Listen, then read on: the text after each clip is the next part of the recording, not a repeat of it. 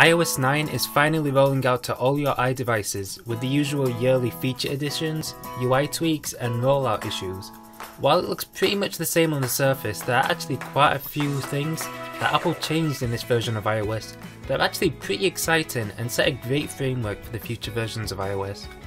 Starting off Apple's list of changes is the addition of their new homegrown San Francisco font, which is slowly making its way across Apple's project range.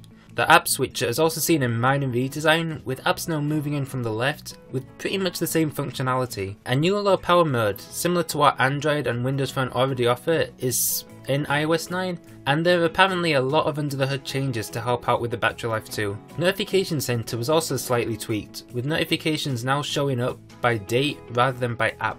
Now moving on to the big changes, Siri has gotten a slight facelift to make it more in line with the version on Apple Watch. It can also utilise Apple's addition of deep linking within iOS 9 to let you ask for things within apps, like specific photos based on a certain time or date.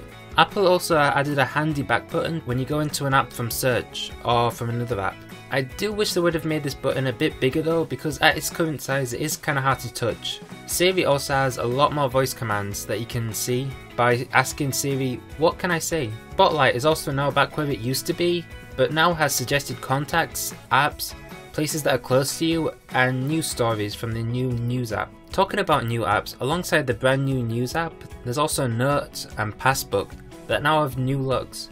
News is, as you probably guessed, an app that shows you news from a wide range of online sources, kinda like what Feedly does. Notes has finally stopped being rubbish and now actually lets you add photos, change your font styles, and also add checklists and to-do lists, and links. And finally, Passbook was renamed to Wallet to fit in more with the fact that it stores bank cards and not just loyalty cards.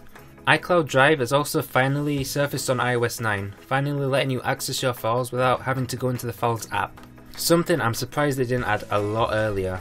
Moving on to the iPad, if you have an older iPad like me, you probably won't be seeing any of the new changes that the newer iPads have gotten. But for you guys that have the newer iPads, you'll be able to make use of slide over and split screen view, as well as picture in picture. But as I said, I can't really demonstrate those features now, but what I can show you are all the improvements Apple has made to the keyboard.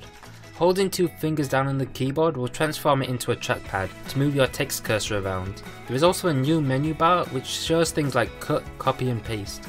And that's about it. Be sure to pick up the update from settings, then general, and then software update. Be sure to tell me what your favourite feature is down below, and also be sure to rate and subscribe, and I'll see you all in the next video. Bye!